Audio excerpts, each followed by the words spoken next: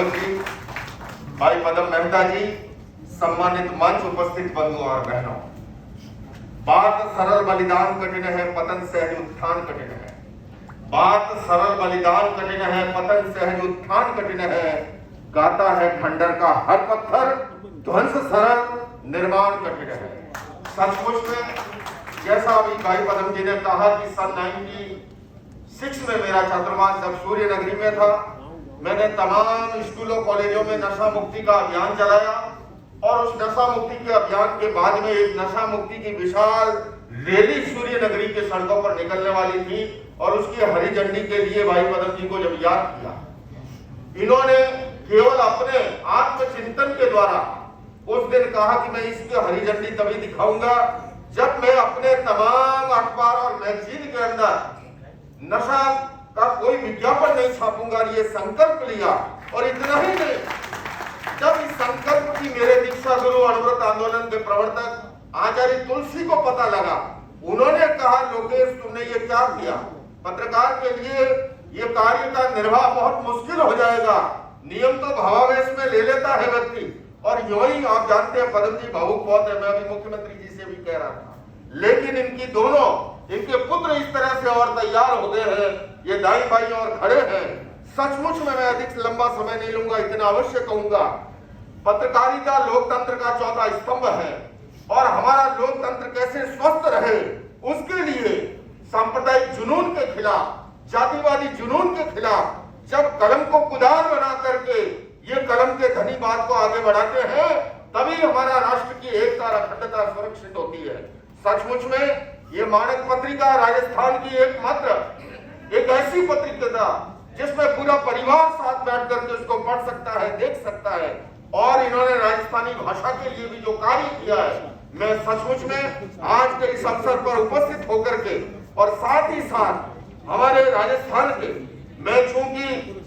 इसी जन्मभूमि में, राजस्थान मेरी जन्मभूमि है, पचपदरा मेरी जन्मभूमि है, बालोतरा मेरी दीक्षा भूमि है, यही उम्मीद स्कूल में, लकी कॉलेज में, जैन कॉलेज में मैं पढ़ा हूं, ये मेरी शिक्षा भूमि है। और इस नाते मैं ये अवश्य चाहूंगा, राजस्थान के लोकप्रिय मुख्यमंत्री ने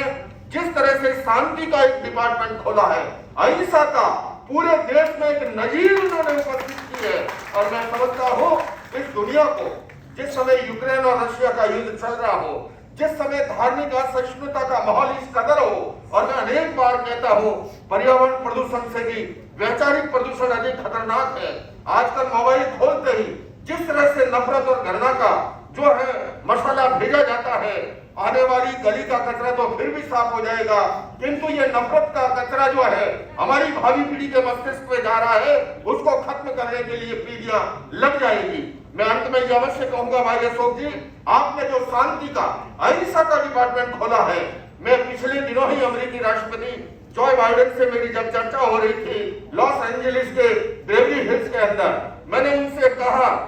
क्योंकि अमेरिका जैसा शक्तिशाली देश भी इस समय गन वायलेंस से प्रभावित है, जूझ रहा है, मैंने उनसे कहा गन प्रॉब्लम नहीं है, गन तो एक इंस्ट्रूमेंट है, प्रॉब्लम है इस खोपड़ी की, प्रॉब्लम है इस मस्तिष्क की। और जब तक हम प्राइमरी एजुकेशन के अंदर वैल्यू बेस्ड एजुकेशन को इंट्रोड्यूस नहीं करेंगे, पीस एजुकेशन को इंट्रोड्यूस नहीं करेंगे, जब मंच पर मुख्यमंत्री स्वयं उपस्थित है, मैं ये कहना चाहूंगा हमारा मौजूदा एजुकेशन सिस्टम शारीरिक शिक्षा, बौद्धिक शिक्षा पर बहुत ध्यान देता है, किंतु मेंटल डेवलपमेंट और इमोशनल डेवलपमेंट, ये सच्चाई है कि हमारी इसी मस्तिष्क के अंदर एनिमल ब्रेन भी है, जहां पर पार्श्ववृत्तियां जन्म लेती है, तो हमारी इसी मस्तिष्क में नियोकॉर्टेक्स परत भी है, जहां पर मानवीय और दैविक वृत्तियां जन्म लेती है।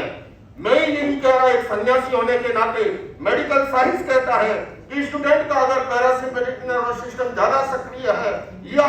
सिंपैथेटिक नर्वस सिस्टम, या तो वो हीन भावना में चला जाएगा, दब्बू रह जाएगा, इतना आक्रामक बन जाएगा। जैसे वर्जीनिया की यूनिवर्सिटी में एक स्टूडेंट ने 32 को शूट करके रख दिया। पिछले दिनों टेक्सास के अंदर एक स्टूडेंट ने अपनी दादी सहित जो है 1.5 दर्जन स्टूडेंट को शूट कर दिया। बंधुओं और बहनों, हिंसा और आतंकवाद का समस्या का जड़ से समाधान अशोक जी ने जो अहिंसा शांति का डिपार्टमेंट किया है, क्योंकि जब तक हम ट्रेनिंग ऑफ नॉन वायलेंस को आगे नहीं बढ़ाएंगे, जब तक हम पीस एजुकेशन को आगे नहीं बढ़ाएंगे, वही एकमात्र जरिया है क्योंकि हिंसा और आतंक की समस्या का समाधान नहीं है। समाधान है तो भगवान महावीर के उस अहिंसा के दर्शन के द्वारा, उस शांति के दर्शन के द्वारा, हमारी महान भारतीय संस्कृति जो अनेकता में एकता उसकी मौलिक विशेषता है, बहुत्ववादी संस्कृति उसकी खूबी है, सर्वधर्म सद्भाव उसका मूल मंत्र है, और उन सभी चीजों को पोषण देने वाला वो अहिंसा और शांति का डिपार्टमेंट है। इसलिए भाई अशोक जी मैं आपको भी बधाई देता हूँ,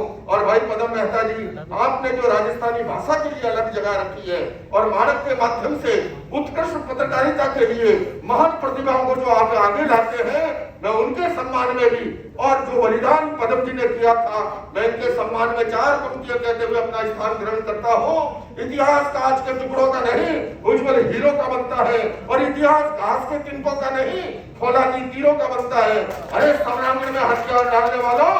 इतिहास कायरों का नहीं, ऐसे त्यागी तपस्वी बलिदानी वीरों का बनता है। इन्हीं शब्दों के साथ आज जिनका पत्रकारों का सम्मान हो रहा है, उनको भी बहुत बहुत बधाई, शुभकामनाएं, अभिनंदन। ओम हर हर।